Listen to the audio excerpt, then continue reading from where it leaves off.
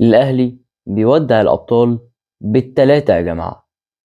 الأهلي لتاني مرة على التوالي بيلعب ضد 12 لاعب مش 11 بس.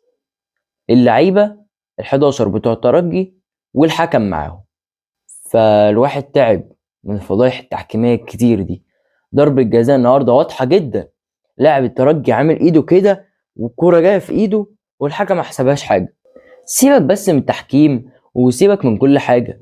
الناس تقعد تقول لك احنا خسرنا بسبب التحكيم وضربة الجزاء دي كانت تعمل فرق والكلام ده.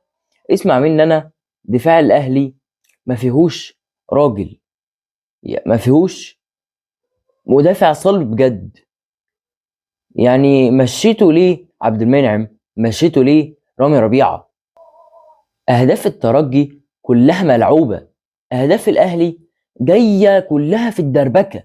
حتى ضربة الجزاء فيها فكرة، مش زي لعيبتنا كل ضربة الجزاء هوب ارزع. والنادي الاهلي بيلعب من غير مدرب، مدربين ورا بعض اجانب فاشلين، والمدرب التاني قعدنا شهر بنفكر هنجيب مين ولا مين، ولما اخترنا برضو طلع غلط.